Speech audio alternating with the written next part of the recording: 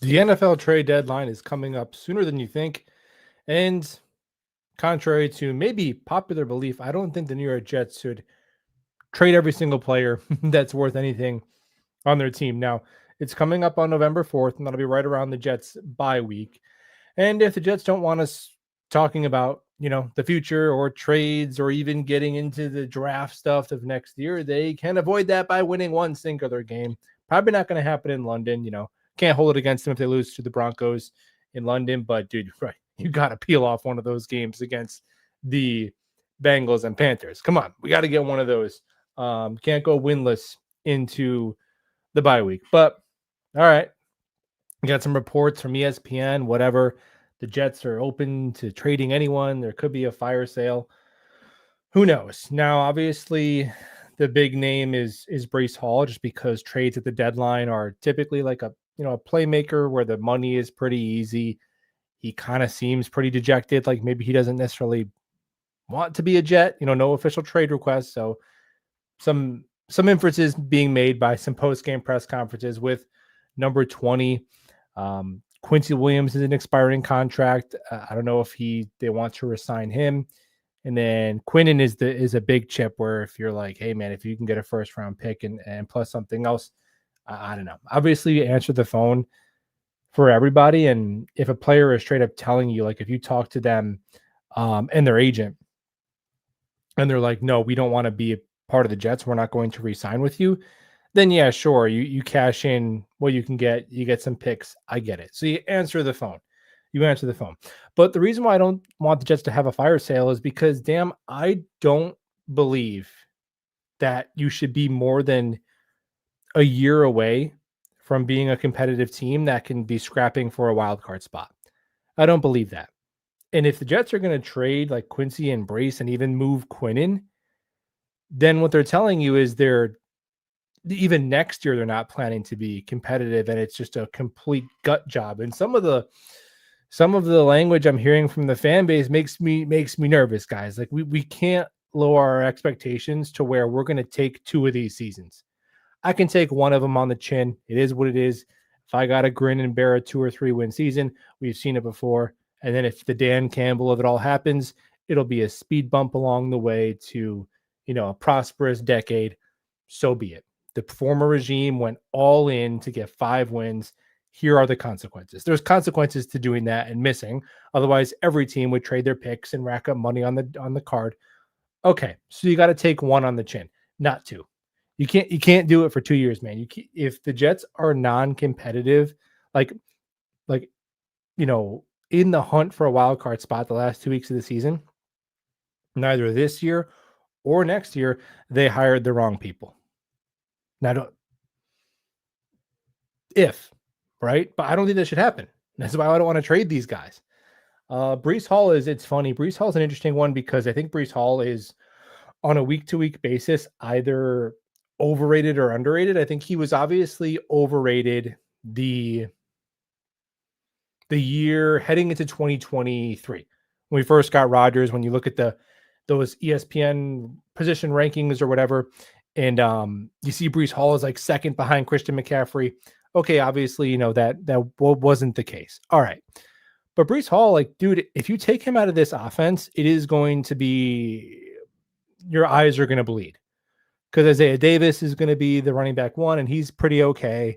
But then he's going to be needed to be like a primary kick returner for no reason, so he probably will get hurt. And then it will be like the ghost of Khalil Herbert and Kenny and Nwangwu, who can play for 5 seconds until he has like a ruptured toenail and he's out for 7 weeks. And the one thing we have that has been established as a positive this year is a rushing offense. Breece Hall's a big part of that. You need to get rid of him. We're not allowed to have any good players. No good players. If you're good, you got to go. I don't agree with this. Quinnen Williams, no. Now again, if he comes and they have a meeting of the minds and he says, I'm tapped out, I didn't want to do another rebuild. He told me it wasn't, but it is, I guess. So I want out. Okay, we can't control that. Like Mike Tomlin says, you want volunteers, not hostages. But again, I think we should be competitive next year, and Quinnen should be a big part of that. Defensive interior players can be really good until they're like 32 if they take care of themselves. And Quinnen looks like he's slimmed down this year. He's He's not a player who's ballooned up to 340 pounds after getting paid. So I'm willing to make the bet on Quinnen aging pretty gracefully. And look, I know it's like, oh well, Quinnen's a hot button topic. I do think Quinnen is a very good player. It is Jeffrey Simmons why the Titans suck? Is Dexter Lawrence why the Giants suck? Like, are we doing defensive tackle wins now as a stat? Really? Now, at the same time, I'm sick of defending players on a losing team. So if you don't think he's that good, that's fine. Whatever. I can live with us disagreeing. But obviously, I'll say this: you will notice if he's gone. we'll find out if he is gone. There'll be the defensive line will be much worse, and he'd be a big part of why they could be competitive next year. Quincy too.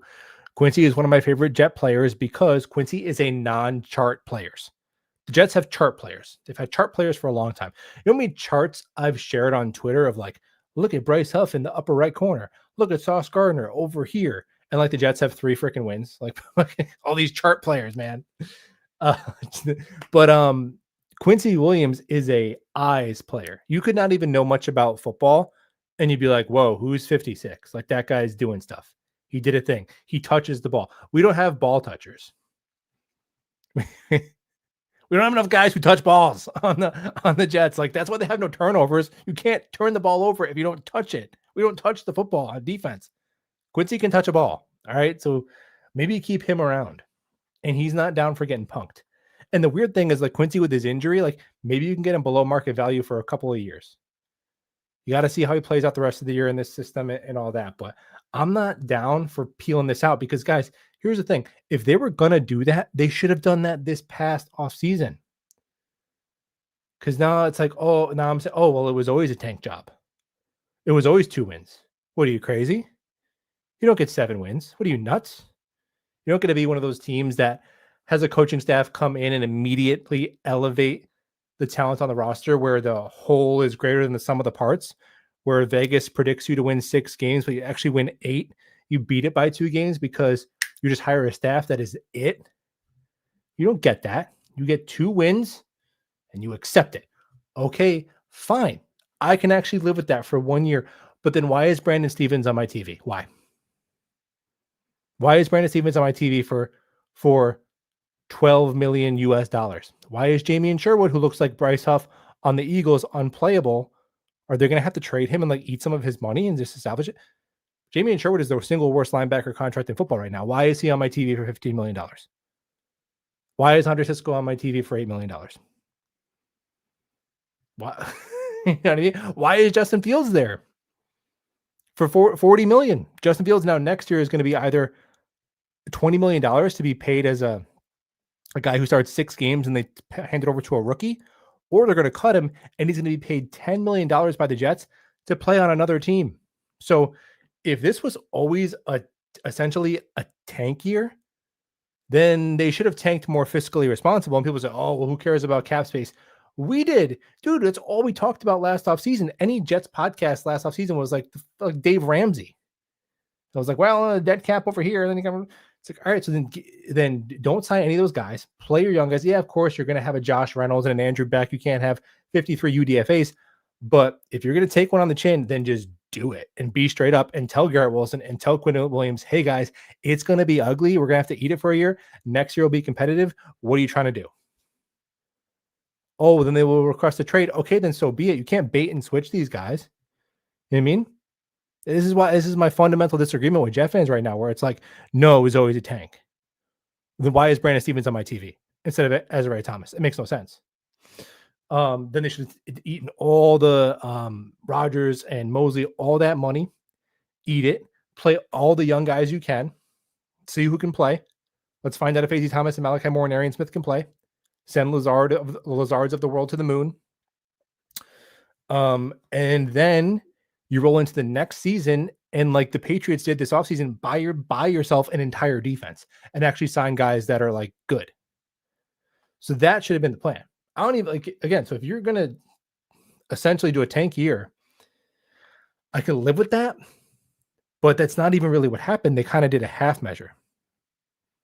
That's my rant about the process. Like we can't do both. We can't say 2 wins is fine, but you also can't raise questions about them just not even at least doing a financially pragmatic 2 or 3 wins. I don't know. So let's win some games, man. Let's win some games so it doesn't age to be a tank that was unnecessarily kind of expensive, right? Because Jamie and Sherwood, like Justin Fields, Jamie and like not Sauce and Garrett extensions because those are different. Those cap hits don't hit till a while and like whatever. They're two Sauce is a 2-time All Pro. He's not. Hopefully, he can play better.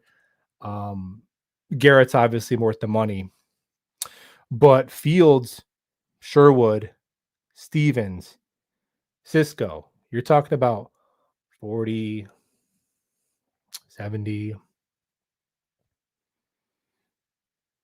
95. You're talking about like over 100 million in guaranteed money to those guys to get 2 wins. Why wouldn't you just start Tyrod? Oh, well, you can't tank, but you're doing it anyway. That doesn't make any sense. It's like a mind game.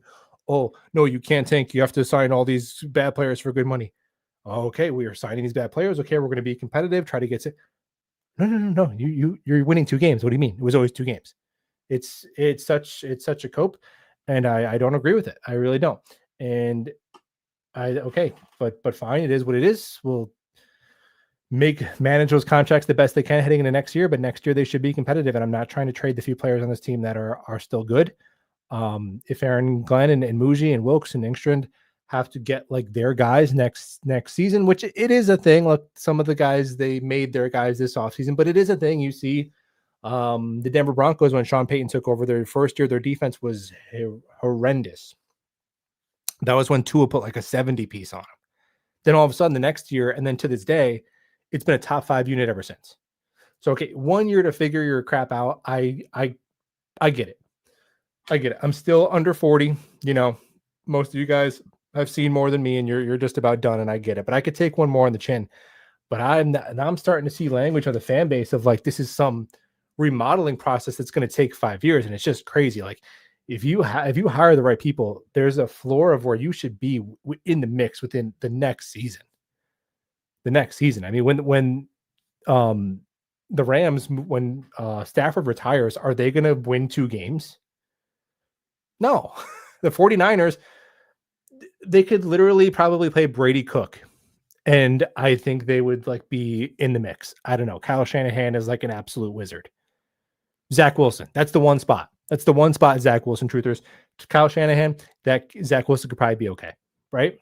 And I think the biggest reason why this team this is like a complete, I have no script for this one, so hear me out. And you might be reading it as like something negative towards Glenn. And if you've been around the channel, it's 78% of you are on average are subscribed. So it's not like this is the first time you're watching a video. Most likely, that I don't have some agenda against Coach Glenn. Some guys I did. Zach Wilson, I thought he was a bum. Nate Hackett, Joe Douglas, thought he was overrated. I got myself a little bit of the touch of the Aaron Rodgers derangement syndrome last year because I got my feelings hurt after watching my Super Bowl hopes turn into 5 wins, but I moved past that. I don't have any feelings. I don't have any hard feelings towards Aaron anymore. But besides that, like, I'm not somebody who was like always against hiring Glenn or whatever. So to take a chill pill, don't jump down my throat about, talking about the new coach. I know we just got here, but Aaron Glenn aside, I think the reason why this team has been bad since they had their last winning season, like what was it, 2016, right? I think besides ownership, right, always number one, everything else comes under him, has been the coaching staff and particularly the head coach position. That's the main reason, because you look at it and it's like, oh, actually Sam Darnold, I know he struggled here a long time. I know maybe he would have never figured it out here. What it is, but it's like, oh, actually, no, he's like one of the best quarterbacks in the NFL now. Okay. And then Aaron Rodgers, yeah, he got hurt. It kind of sucked. He didn't play very good here. And not even 2011 Rodgers could save this team now. So whatever, it's like a moot point. But yeah, the Steelers might win their division, right? Okay, so at least there's 2 examples of guys one who could still play a bit and one who there was definitely a lot of potential with, right? And even Geno, he goes on and he's He was serviceable for like what 4 years. He was a starter. He was a guy you could make the playoffs with if a lot of other stuff went right. That's kind of what the Jets are hoping Justin Fields can maybe turn into. But what they haven't had is that dude, that leader who could come in, hire a staff, and just be competent. And I'm really hoping Aaron Glenn can be that guy. And if he is to be that guy, you're not winning, you're not going 2 years in a row winning a combined like 6 games. I can't excuse that. It's just kind of crazy. Like it's almost insulting to Coach Glenn if you say, "Oh yeah, well of course he's going to win one game." Like, well then you think he's a bum. But I don't think he's a bum. So we should be competing. And if this year's already lost, fine. But next year they should be on that damn graphic that says in the hunt. By year 2, that is the most pragmatic of bars. And I don't think the best way to get there is to start stripping your team for parts. I don't. I truly don't. Like the more I watch this league, I'm like, dude, coaching is freaking everything. Not everything, quarterback, like it's so much though. It's so much compared to other sports. I'll at least put it that way. Like a baseball manager, I know the Yankees fans hate their manager. I'm like, I don't know, man. Like, yeah, I'm not saying anyone can do it, but it's not nearly as impactful as football coaching. Eric Spoelstra is a great coach, but like when they had LeBron and D Wade and Bosch, and then all those mercenary players like Ray Allen, it's like, go get them, boys. Okay, but in football, it matters more than any other sport, man. And we need to get that dude. And if you have that dude, it's not a 5-year remodeling. It's not a you win one game on the solstice and you cherish it for 10 years. Like you're competent. You're competent. And all these things we talk about, guys, it's all made up. Culture, accountability, it's all fake. It's not real. Replace those words with competence and win. Replace culture and accountability with competence and win. That's all that matters. It doesn't matter if you're a rah-rah guy, if you're screaming, if you're clapping like Pete Carroll, if you're running the stairs like Robert Saleh, or if you're fat like Andy Reid. It doesn't, like, do you know what you are doing? Right? Like Dan Campbell, he's got a culture. Mike Tomlin, he's got a culture. Like they're just meatheads who are disciplinarians and motivational speakers. No, they know what the fuck they're doing. Like they're smart guys. They know what they're doing. They can hire the right people. They can delegate correctly. And then they show players results, and then players buy in. Players buy into results. Players buy into results. Oh, this guy knows what he's doing clearly because we just won a game. Right? You can't. That's all it is. Competence and winning. Accountability is not like, oh, you cut Xavier Gibson because he fumbled. Yeah, bro. Like you could use Chat GPT could tell you he's going to fumble. And now you're cutting him and you're replacing him with the worst kick return ever. So this is all made up. Competence and win. And if we can't get competence and win this year, it should be next year. It should be next year, man. It shouldn't take longer than that. And I think some people interpret that as like a negative thing towards the new people who are hired, but I think it's a compliment. I think it is an insult to not expect this team to be fighting for something in their second year here. Right? That is my stance on the matter. I want to start trading away these players and start talking ourselves into maybe in 2029 we could be a team that's worth watching. I wholeheartedly reject that. And the truth of the matter is the reason why, and I know when I already could see, I could check my like meter on videos, and anytime I dabble into any sort of criticism of like the new coaches, dislike. But if I say the players are bums because Joe Douglas sucked, then it's like thumbs up. Even though 2 years ago I was telling you guys I was arguing with Joe Douglas truthers for 2 years. He told me he was amazing, and we just had a coaching problem. We had all these amazing players, and then now all these players just suck, and you can't win more than one game with them. It's a little bit of both, man. But the reality is, man, the reason why we're switching to all these players are bad is because it's easier to say Joe Douglas sucked. He left them nothing than it is to say, dude, It's only 5 games, but this is not a good start for the new leadership of this team. Is that if that's not fair to say, then we're just not allowed to talk about the team. And you don't believe in the First Amendment right of talking about the Jets, right? It ain't a good start. Hopefully it gets better. But that's why, because that's the easy way out. Well, the players have to take some accountability here. Dude, it's all top down, man. Yeah. Well, is it the coach's fault that the punt returner doesn't know the rules? Yes. Yes, it is. It is. Well, I don't know if it's their fault, but it's their responsibility. It's their responsibility. Coach Banjo, you put a returner out there who doesn't know the rules.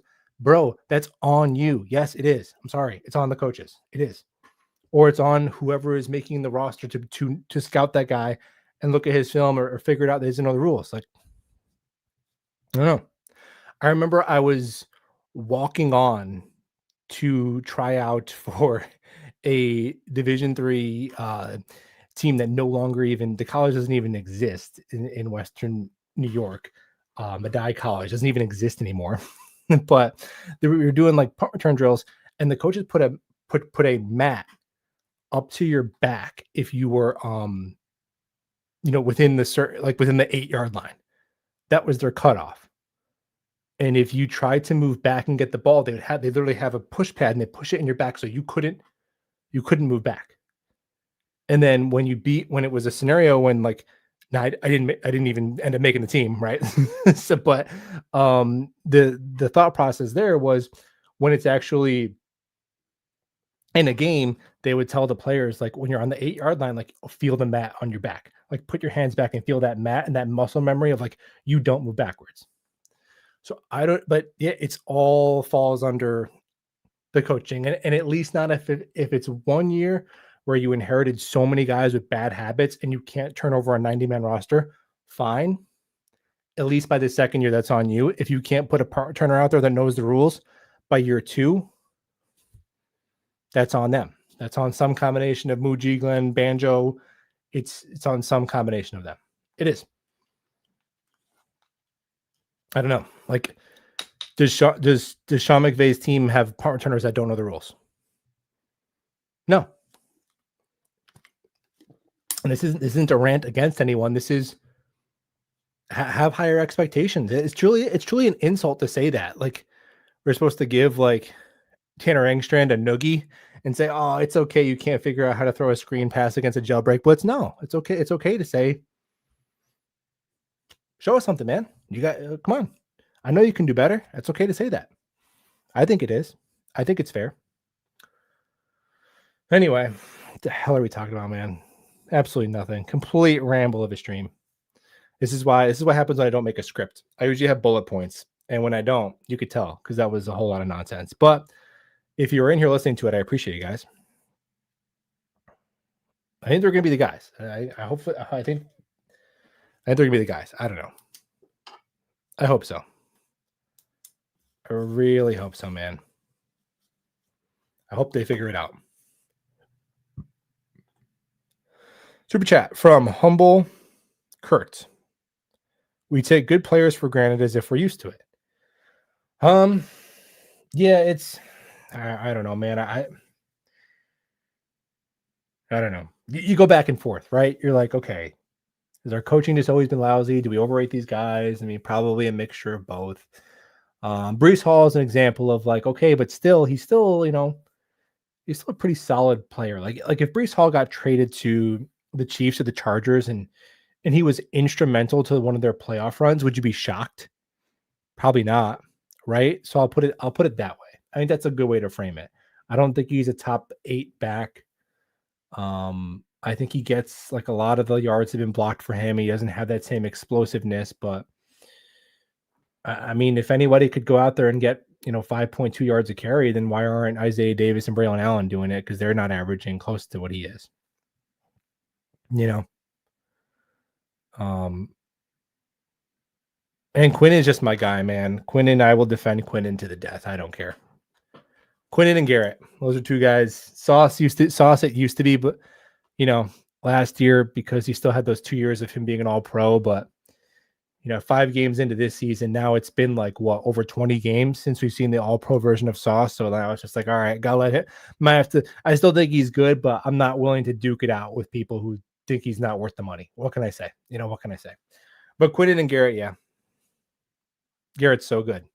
Someone tried to tell me that Garrett is like garbage time.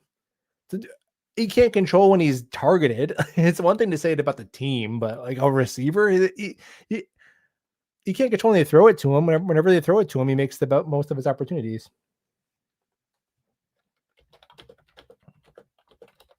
But yeah, man, let's not trade the good players we have.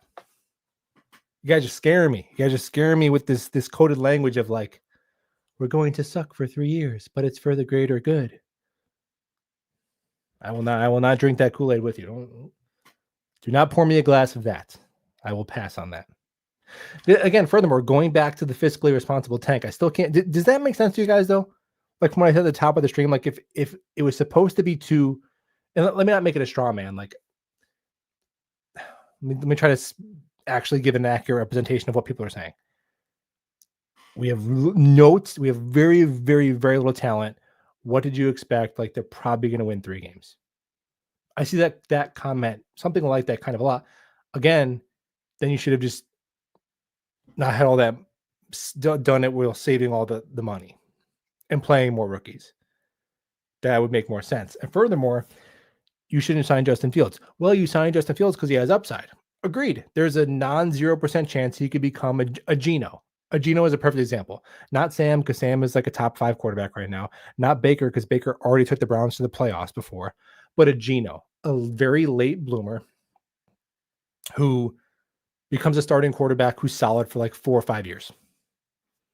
Right? There's a non-0% chance Fields can become that. That's the reason why you sign him. Okay, boom. Sold.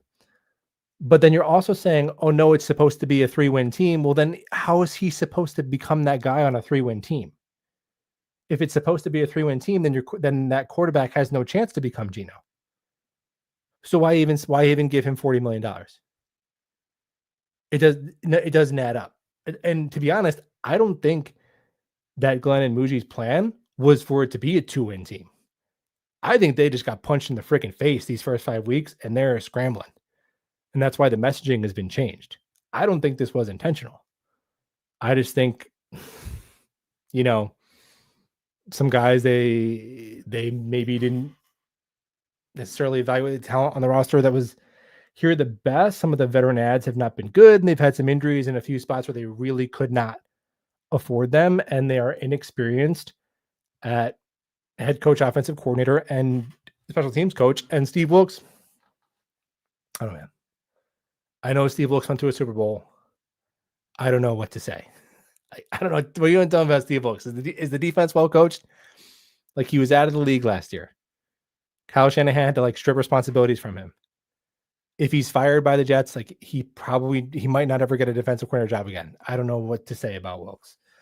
But I don't think that was their intention. I think they got punched in the face, and now they got to get up off the mat and win some damn games this year.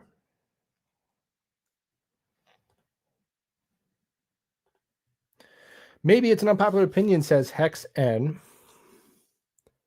But I hope they don't trade Brees. I would agree with you. I'm not trying to trade Brees. And I don't care that he's like kind of a diva-ish wide receiver. Like, dude, it's your running back. That's how they are, man. That's how they are. That's how James Cook is. I like to see him return, and Allen can hopefully keep our run game alive. Yeah, because then the trickle effect, like if Isaiah Davis gets hurt, then you have like NPC running backs. I agree. I'm not trying to get rid of Brees Hall. This team is starving for weapons. Like, is Brees Hall worth a Kyron Williams contract, which is essentially, a 3-year deal, but it's really 2 years, $10 million a year? I don't think that's crazy for Brees. I wouldn't mind it. Let the rest of the year play out.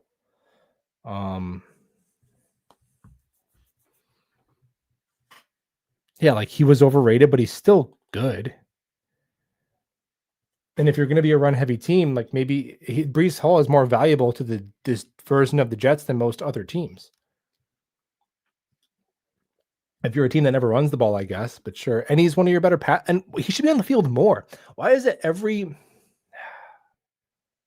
always start each stream saying I'm not going to go off on tangent rants, but why is every time I look at the box score, Brees Hall has like 11 or 14 carries? I know because they're down a lot, but even I don't know. I just think he should be touching the ball more. He comes off the field a lot in critical downs. I don't know. I think he should be used more.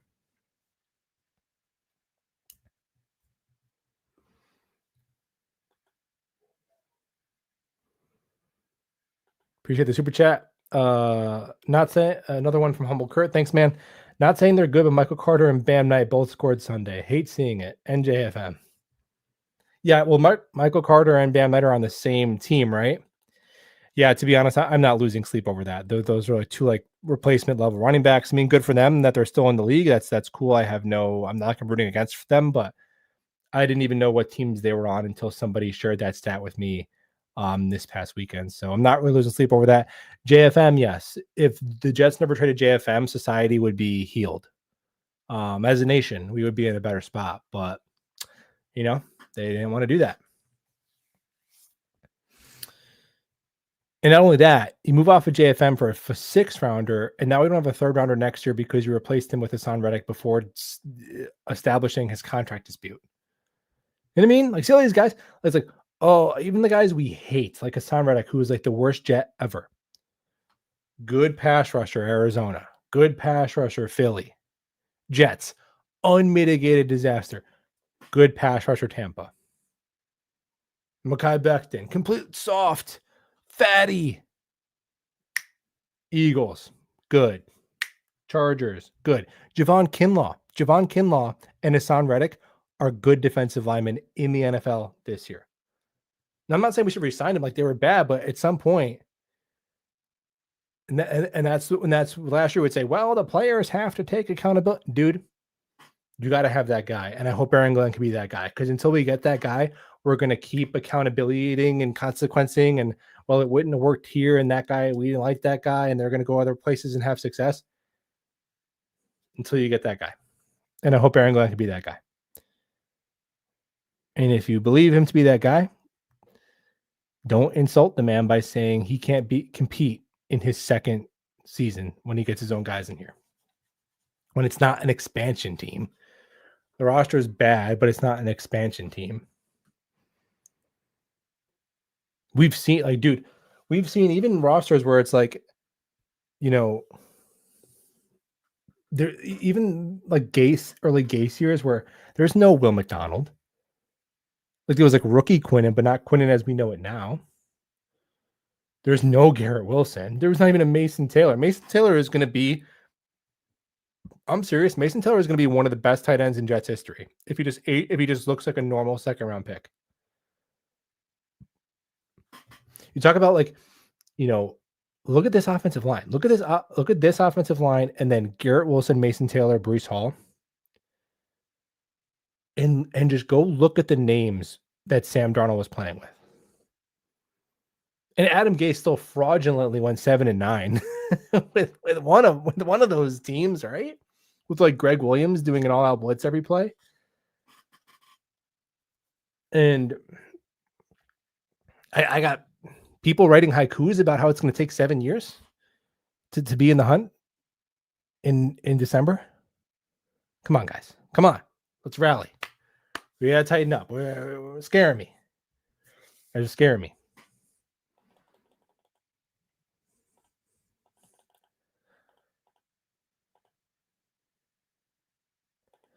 Locked into Indiana, Oregon. Do we have a more Mendoza? Okay. Yeah, I'm not. I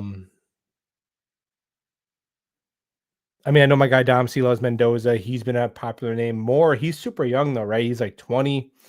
And then Mateer are 3 guys that I like, but it seems like some of the guys that we talked about coming into the year are kind of sucking, like Arch Manning, Drew Aller. Sellers is very gifted, but dude, like the sacks he takes, man, I don't know. So yeah, that'll be an interesting one. See how the rest of the year goes. It depends on Where they're picking obviously will matter a lot and how the year finishes. Like, I know it seems like the year is written in stone, and obviously from a chance of they're clearly not anywhere close to making the playoffs, that's already done.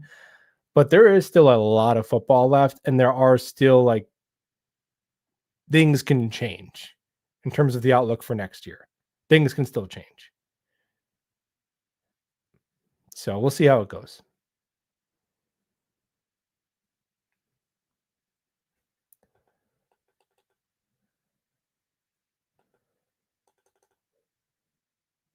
Yeah.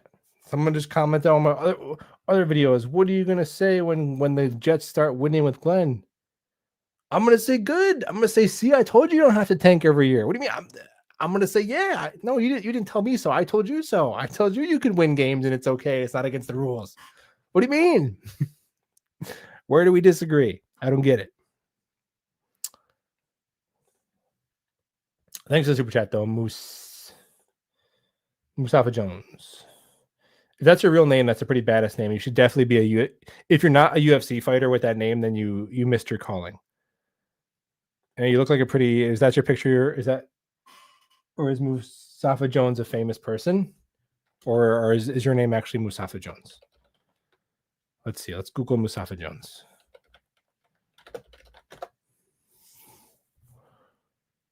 Mustafa Jones, Central Connecticut small forward. Okay, so I doubt that's actually you. This is a Mustafa Jones Stan account. A Stan account for a Central Connecticut small forward? That's pretty amazing. Or is this actually you? Are you? Well, you're from the Bronx, so maybe you're a Jet fan. Is this Mustafa Jones? 6'7", 180. Can you play receiver for the Jets? Mustafa, if you are still there. Oh, you play professional Madden. Got it. All right. Fair enough. Still should have been a UFC fighter, but we'll take it. If we go 0-17, fire Glenn and hire Cliff. Yeah, I appreciate the super chat, man, but I don't know. I get it. Like, what happens if we win this? What happens? I just don't know. We got to see it, man. We got to see what happens. I still, if I had to put money on it, I don't think that the Jets make a change at head coach or GM. Maybe it's like a guy like Wilkes, who I understand. Like, if the Jets fired Wilkes right now, their defense wouldn't be good. I get it. It's one of those things where it's like when you switch to Nate Hackett and Todd Downing, and the Jets still had a bad offense last year. Like, that doesn't mean Hackett is good. Like, see, you fired Hackett. Like when the Jets benched Zach Wilson for Tim Boyle, and the offense still scored 12 points. It's like, see, you thought it was that. No, it's like, no, Zach Wilson still sucks though. Like, they both are bad, right? So it's, we'll see what happens with Wilkes. He probably lasts until the end of the year. But at the same time, it's like, dude, Coach Glenn is a former defensive coordinator, head coach. Like, the defense being bad is still on him, guys. It is. He's the. We did that with Saleh. Well, Saleh doesn't run the offense. He doesn't, dude. He is the head coach. It's all his responsibility. Well, Andy Reid doesn't call plays on the defense. Yeah, because he's a 3-time Super Bowl champion and the defense is good. His teams are good. If Andy Reid's defenses sucked ass and they were the reason why he won 3 games, then he wouldn't be Andy Reid.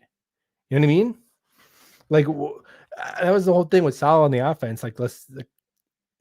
Then why is he even hired to be a head coach? If he's just a defensive coordinator who gives motivational speeches. And that's, I guess, what Saleh ended up being. That's not a head coach. So for better or worse, things that happen, good or bad, like, that all falls under the purview of the head coach. It just does. If somebody underneath you is not up to snuff, and it's your responsibility to square that away in some capacity. And obviously Glenn is going over stuff with Wilkes, and it's not like Wilkes goes into a dark room and then comes out at like 12 p.m. on Sundays and Glenn's like, I wonder what he cooked up. Let's see. Like, no, they're obviously co-planning together. Glenn has said as much on both sides of the ball, which is why I think it is a positive on Coach Glenn that the offense actually looks like it might have something schematically. You don't get to say, no, that's all Tanner Engstrand. No, that's Coach Glenn too, because he's the head coach. And if the special teams ends up looking really good, Coach Glenn gets credit for that too. Right? Head coach, guys under him. Chain of command.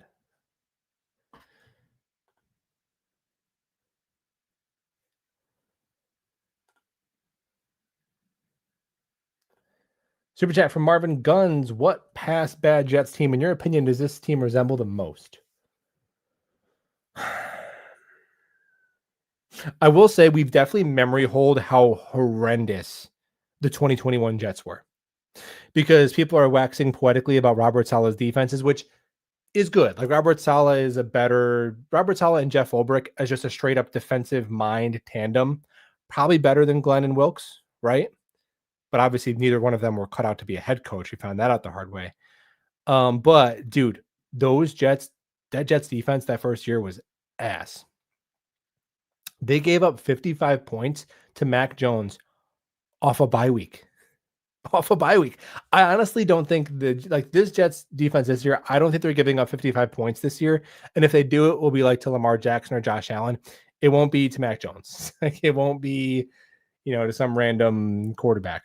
But look at this. After the bye week, that next month they opened after the bye week, dude, it was bad.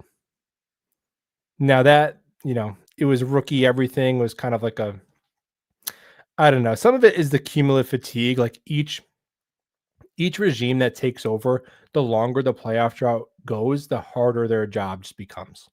Right. But look at this. So the Jets in 2021, they have a bye week, week 6. Week 7, they lose 54 to 30 to 13 to Mac Jones. Then they get the Mike White Bengals game where they randomly win 34 to 31. Then they go to Indy Thursday night. They catch a 45 burger from the Colts. Then they host Buffalo and lose 45 to 17. So after a bye week, they had a 4-game stretch in which they allowed 54, 31, 45, 45. That was Robert Saleh's defense year one. I know we've filed those. The tapes have been burned, but that was bad. Now, do we most resemble that team? Who do we even beat? How do we get 4 wins? With the Titans game, I remember that one when Zach threw the prayer to Corey Davis, the Mike White Bengals game, the Jags game where Zach Wilson had like a 50-yard scramble. And then we beat the Houston Texans somehow, 21 to 14. Did they have CJ Stroud yet? Who was their quarterback? Davis Mills. I'm going to be honest, man. Like, I don't know if this team is even worse than that one. Like, it's probably pretty comparable.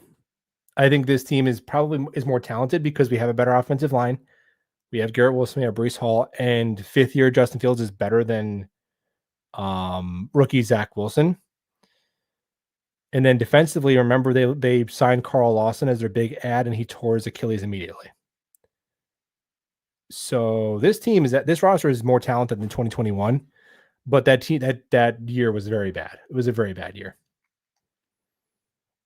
I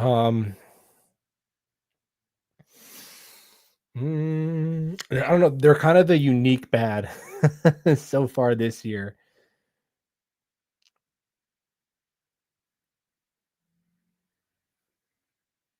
I'd have to think about that. I don't know. It's a good question.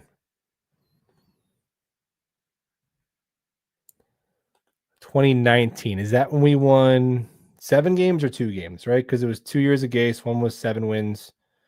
One was 2 wins, right? Let's go back. Let's look at Pro Reference. Let's look into the annals of Jets history. Oh my God. Dude. Oh my God. Dude, how are we this bad all the time? This is insane. Just by chance, you think this would stop. Well, 0-13 until the Rams game. Oh my goodness. And then won 2 out of the last 3. I hope it's not this one. because to be honest, it's looking if we lose to the Panthers, then we are in this 2019 Gase territory. You know, you lose by 6 points to the Broncos in London. All right, is what it is. Sucks because you go 0-6, and you got to eventually find a way to win when you're not supposed to. But in a vacuum, can you kill them for losing that game? No. You go at home and face the fighting Bryce Youngs and go to 0-7, then you're in Gase territory, right? So I'll check back with you in a couple weeks. Hopefully not, man. This takes time crowd is coping. Yeah, well, yeah, because like, yes, it does, but it's like I think a lot of them are saying things that I actually agree with. It takes time. Yes.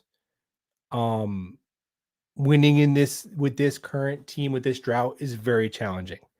Yes. We should get off Aaron Glenn's jock and let him coach and give him a hot second. Yeah. Respect that he's a former Jet and yeah. A lot of the other teams that we face are better than us. Yeah.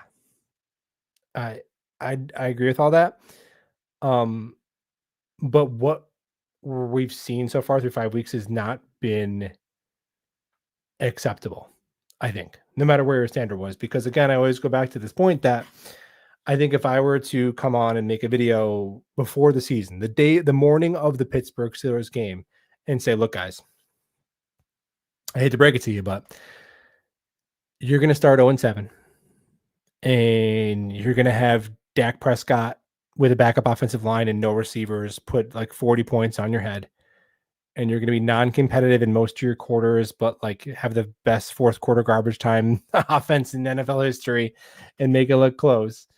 And be the last football team to get a win and be setting records for defensive ineptitude throughout the first third of the season, the response would be, you're very negative, you're a fake fan, go be a Giants fan, things like I'm not even allowed to say, right? Like, that's what people would say. Shut up, you're ugly. Why can't you grow a full beard? That's what people would say. That's what people would say. But now when that thing happens, that would have garnered an insane reaction to suggest. Now when it happens, it's like it was always supposed to happen. What do you mean? It's perfectly normal, perfectly acceptable. That's my mind can't comprehend that. It's nuts. Yeah, they're coping a little bit, and we got to cope. You have to cope a little bit to be a Jet fan. You wouldn't be able to do it. You wouldn't be able to do it if you didn't cope a little bit. I cope. We all cope, but you gotta not go drink the full dose of Coke juice. You know, it's best if it's sipped. You really don't try not to chug it.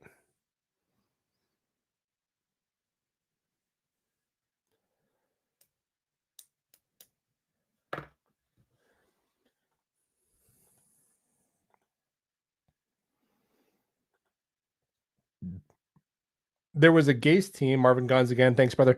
There was a Gase team where I thought they would go 0-16. It must have been that year, right? Because they literally went 0-13, and then they beat the Browns and the Rams in back-to-back weeks. So, yeah, I mean, that team was pretty close. Who was on this team? This is 2020. My bad. The first year they won 7, and then 2020 they won 2. I had that mixed up. Okay, how do I see like what were the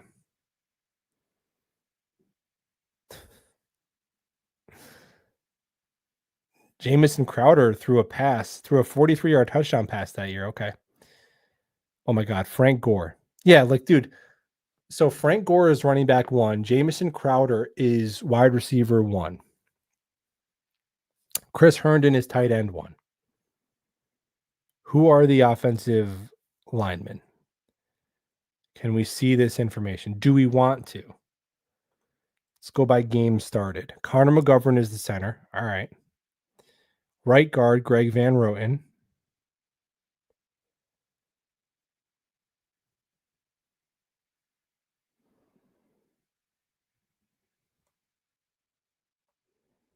Where are their offensive linemen? Mekhi Becton.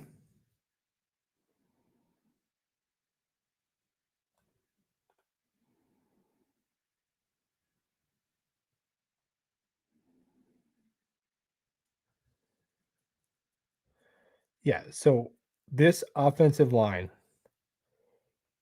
the pass catching unit, I mean, like, if we're saying we should only win 2 games, like, this is with a bottom 3 coaching staff and a roster that is still way worse. So, it's insulting to suggest that Aaron Glenn and Tanner Engstrand and Steve Wilkes and Darren Muji should only win 2 games and be in company with this, and this was 2 games out of 16, right? Yeah, 2 and 14. You get an extra one. So it would actually be a lower winning percentage if the Jets were to win 2 games this year. That's not it's insulting to suggest that is acceptable to these men. Don't insult them like that. Come on now.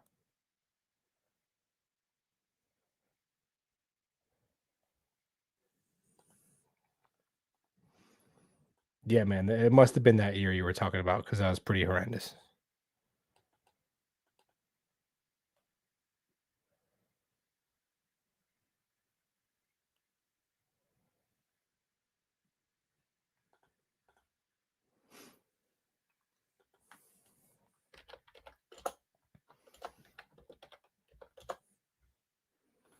Another super chat from lots of you get guys are very generous tonight. Appreciate it. Cool Keith says, why not elevate Jamal Pritchett and Brandon Smith and place Lazard and Tyler Johnson? Yeah, dude. Look, and I get it. As fans, we're always saying, like, give these random guys on the practice squad a chance, and they mostly suck. And most likely those guys do too. Like Brandon Smith, he's 26. He's been on multiple practice squads. Any team could add him, and they're just not doing it. He's got a bunch of tape out there. But I'd still, either him or Skinner, I'd still give him a look. You know, people say bench Stevens, bench Cisco. Like, well, Stevens and Cisco, like the guys behind them on the bench are probably still worse than them. You know what I mean? Like Stevens and Cisco have been below average starters. They're not disasters like Sherwood and Tony Adams. Sherwood, and I waited till today to see if he popped up on the injury report because I'm like, is he quitting? And it's hard. Like, I want someone to ask Bart Scott or someone to explain to us what could that be if it's not quitting? Because I don't want to accuse an athlete of quitting, but I'm like, dude, I don't know what else that is when you're not running to the ball. Like, is he hurt? Like, is he just so out of place in this scheme that he just looks? It really is. It reminds me exactly of Bryce Huff on the Eagles, where it's like, oh, this guy doesn't look like he's ever played football before. He goes back with Robert Saleh this year. He's going to have 12 sacks and 70 pressures, right? So maybe it's just he was a complete scheme misfit, which sucks because he's the 5th highest paid linebacker in the NFL. So yeah, some spots. So if he's not hurt, like I would sit him for the first series and play whatever guy from the project for one series. The Jets are going to give up us points on the first series anyway. They always do. So sit him for the first series and say, dude, like you have a C stitch on your jersey, bro. You're a captain. You're a captain, man. You're wearing that C that CJ Mosley wore. And that's the effort you're putting out there, man. I don't know. Like, and seriously, someone tell me like what were those reps if not a lack of effort? I would want to know because that was pretty wild. But yeah, man, I would give those guys some burn. Even like the edge players have been so bad. Do you call up Eric Watts and let him play 10 snaps just to see? I know he probably sucks too. I know. Leonard Taylor, as bad as our defensive line is, and Leonard Taylor is different because I've seen Leonard Taylor make a play. I've seen Leonard Taylor get in the backfield and make a play. And it's a lost season, and we're told they're supposed to accept 2 wins. Why is Jake DeFele on my TV? Again, that's the question I have. I can take it on the chin. Don't insult me. Don't insult us. Why is Alan Lazard on my TV? Why is Jake DeFele on my TV? Why is Tony Adams on my TV? Why is Michael Clemens on my TV? We have to watch the same dumb player because the thing about the Jets is their bad players are also very stupid. Like Like Michael Clemens. Oh, say it to his face. Yeah, he'd beat my ass, and I would have gotten my ass kicked by someone stupid who does not. Maybe he's not stupid as actually Michael Clemens at the podium. He's like sounds like pretty deep. He's like quoting Marcus Aurelius or whatever. As a football player, he's dumb, right? It is what it is. Ryan Fitzpatrick went to Harvard, and he did dumb things on the field all the time. So, as a football player, some of these guys are just dumb. Like they have dumb players too, who do dumb stuff. Like they don't know the rules. Yeah, man. So I'm definitely, especially like once this, if it still looks like this and near the bye week, you got to throw some new dudes out there, man. You got to throw some new dudes out there. Brandon Smith caught everything thrown to him in the preseason, and maybe you get some guys who are hungry. Is Allen Lazard hungry? Is Tony Adams hungry? Maybe you get some dudes who are hungry out there. I completely agree.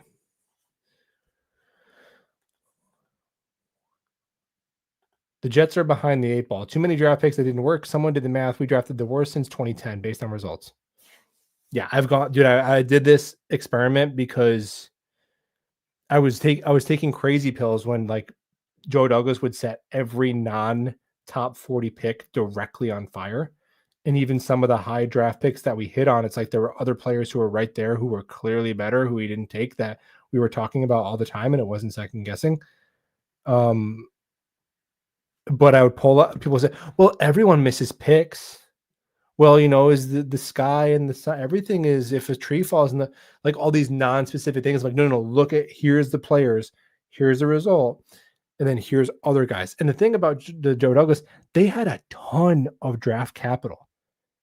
If you add up like all the points of all the picks they had over his tenure, it was the second most draft capital in the NFL over that time. And if you add the amount of contracts that they signed or acquired for $5 million or more, it was the second most in that amount of time. So the New York Jets under Joe Douglas were one of the worst, and I say Joe Douglas because of Gase, and then it was whatever, Saleh and Ulbrich, so some different coaches in there. Under JD, they were one of the worst resources to result ratios in the modern NFL history, truly.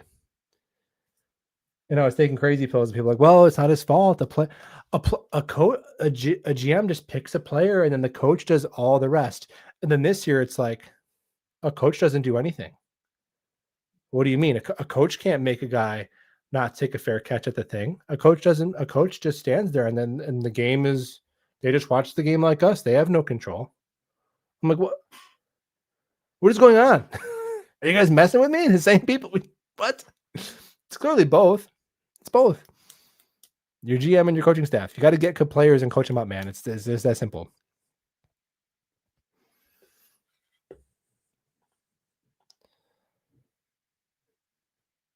Frank Gore up the middle at didn't he? I think he still played after that, right? Didn't he go to Buffalo, or do I have that backwards? I think he still played. Yeah, I can't believe that team won 7 games somehow. I'm gonna have to go back and watch the highlights of those wins. How did that happen? And it was a lot in a row. It was like 6 out of 8 or something they won. Absolutely insane. Appreciate it again, Marvin Guns.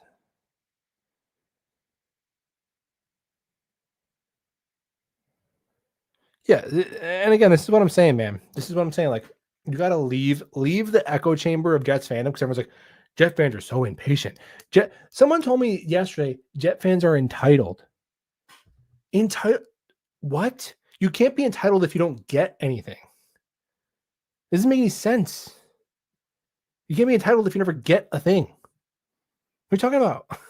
Jet fans we're reactive, we're insane, we're passionate, we're crazy. Entitled? You guys cry about everything. We haven't won a game. We're like 3 and 875,000 since they fired Rob Saleh. Wow, you guys will cry about anything. Dude, win one game. Dude, win one game. I don't know. What? This is gaslighting, man. And Alex is a Bills fan, right? And yeah, man, the Bills fans are crybabies. Bills fans are crybabies. Absolutely. Because you guys get to watch a guaranteed division winner. At the beginning of the year, you know you're winning the division. You already know it. You know you have a top 3 quarterback.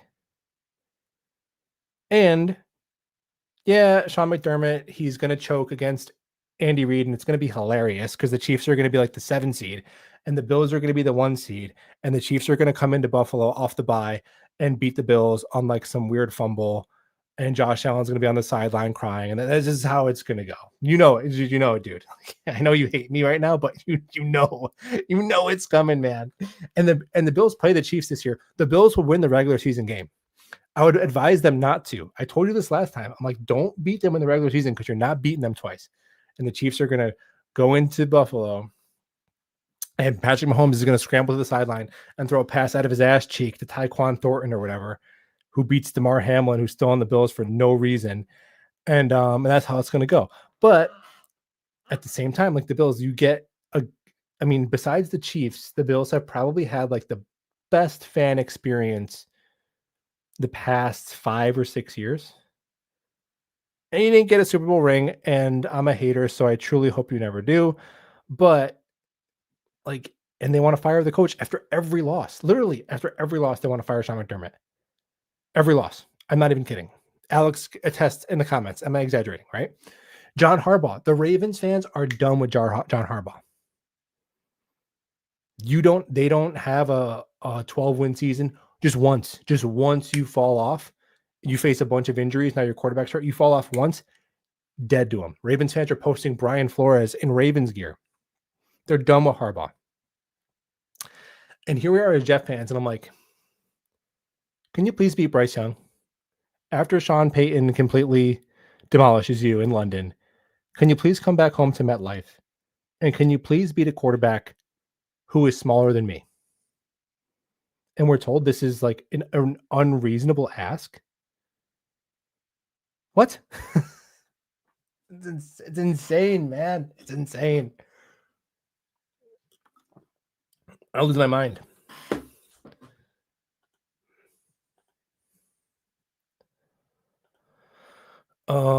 Did I miss any? 14.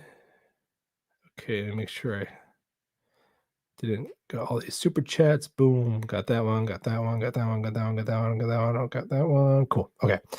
2 more. Always felt players developed under Saleh. Well, the problem was they only developed on one side of the ball.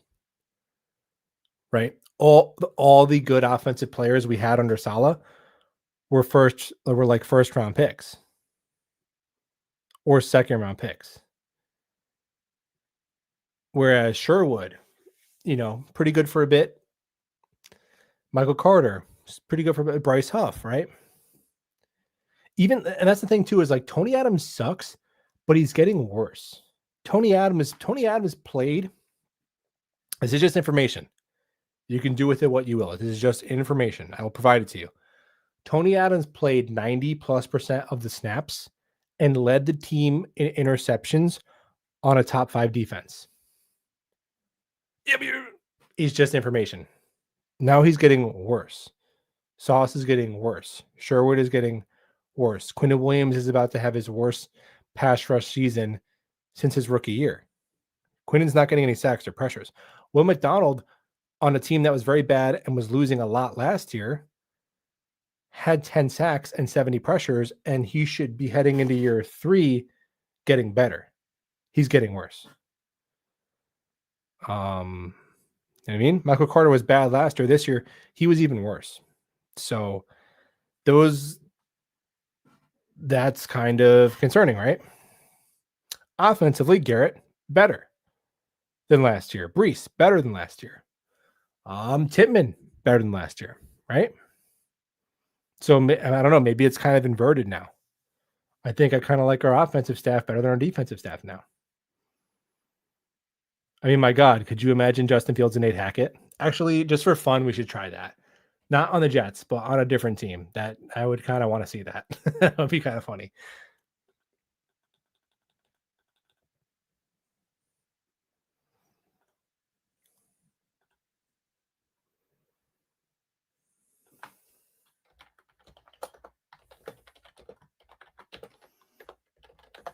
Mm-mm.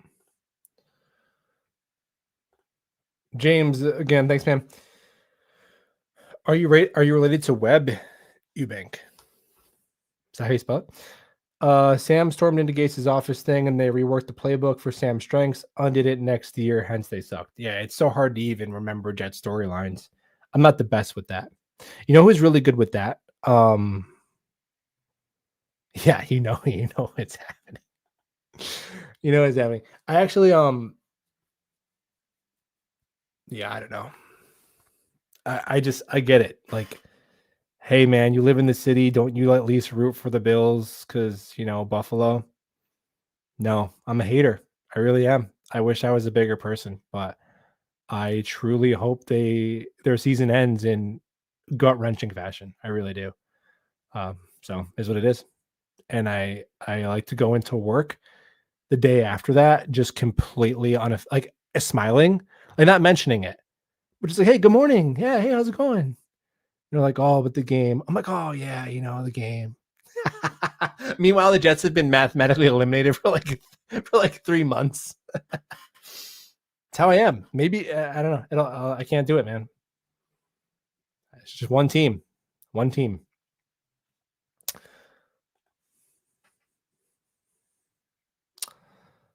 Yeah, I mean, Sam. It's Sam is just insane, man. I wanted to keep Sam, but I would be lying if I told you I ever thought he'd be this good. I was even skeptical about him leaving Minnesota and repeating his success, but Sam Darnold is legitimately like, dude, he's gonna. I mean, is he like top 5 in MVP betting odds right now?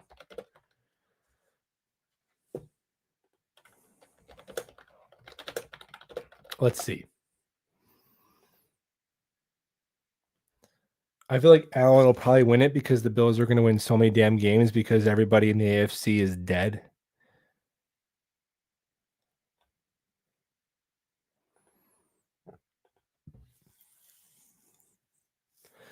Josh Allen won. Patrick Mahomes 2. Baker Mayfield is playing out of his mind. Jordan Love. What? Wow.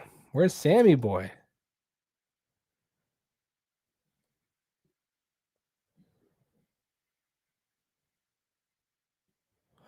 Plus 6,000 for Sam Darnold. Trevor Lawrence with better odds. Respect my king. Matt Stafford is still playing incredible football.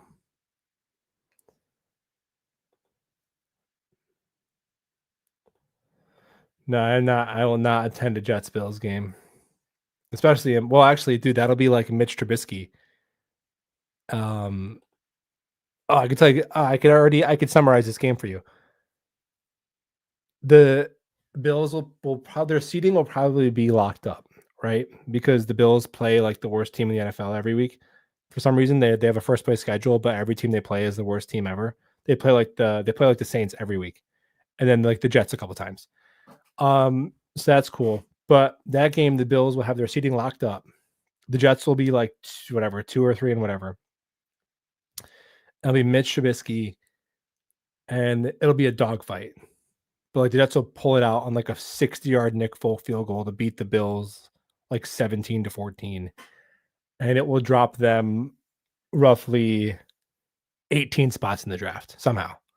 That's probably how that will go. So we don't even got to go. We don't even got to go. I already told you how it's going to go. International games, yeah, I don't mind it because it's kind of nice. Like, 9:30 is not really early. I guess if you're like maybe a college kid, it is, but 9:30 is not really early. So you get it done and out of the way, and then you have your whole Sunday, right? If Detroit took Sanchez, we'd have Stafford. But the thing is, we know what Stafford looks like on the Jets because it looks like Stafford on the Lions, right? Which is where you never win a playoff game. So I guess it doesn't matter. Stafford's probably the best example of like, wow, how bad an organization can hold back a good quarterback. Because he's a Hall of Famer. And they couldn't win a playoff game with him.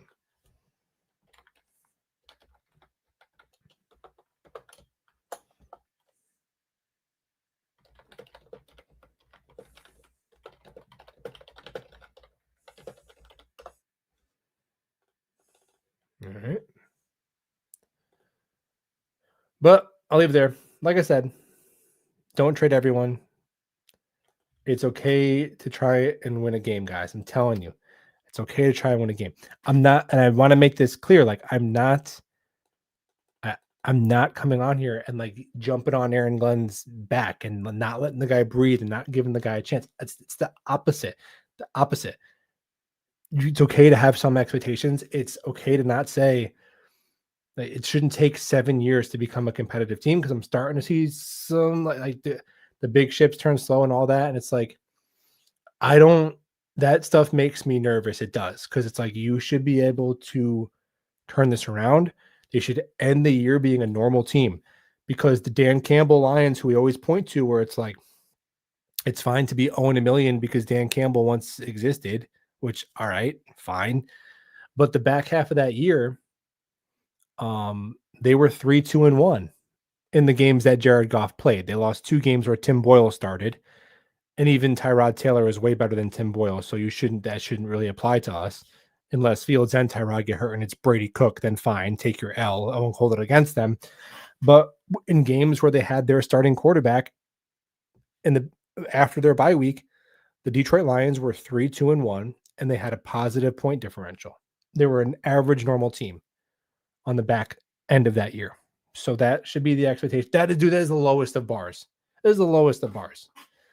And then next year, they should be a team where they should be trying to make a wild card. Now, the division, I could do it until they get a quarterback that's like an alien. Like Josh Allen's going to win the division. It is what it is. It's just how it goes. Right. So if he's healthy and in his prime, the Bills are going to win the division, unless we get some other kind of freak show quarterback. But 7 teams in the conference make it, and you see teams get taken out. Like the Bengals, your season's done. The Ravens, their season might be kind of done. This year would have been a nice year to try and get in the mix. And you see the Colts come out of nowhere. Wow, you're good. Oh, the Jags are better than we thought, right? Oh, the Dolphins are bottoming out. Like there's so much parity. And now that there's a 7th team in there, you should be a playoff team next year. If you or sniffing at the door of it, if you hired the right people. I firmly believe that. And I think saying anything else is just lowering a bar to a point where it's insulting them. Ironically, it really is. I don't think it's acceptable to win 2 games this year. I don't think we should strip this team for parts and start convincing ourselves to some sort of 3-year plan.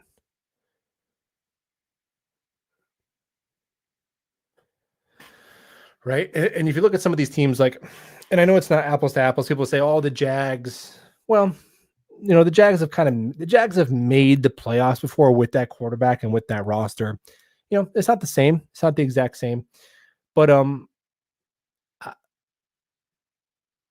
I don't know, man. You put Justin Fields on people say, oh, they have a quarterback. Put Justin Fields on the Jaguars and put Trevor Lawrence on the Jets. Who's still better? Right? Now, maybe this year you couldn't do it because your roster was in such shambles, and the Jags have a sick defensive line. They got 2 really good receivers. That's fine. So be the Jags next year. You can't be the Jags this year.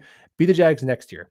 And if the difference is, oh, the Jags are better than you because they have year 6 Trevor Lawrence and you have still Justin Fields on a bridge deal or a rookie quarterback, we can see that. We're not dumb. Not everything is black and white. You can't just say another team has a quarterback, so that's why every single thing about their team is better.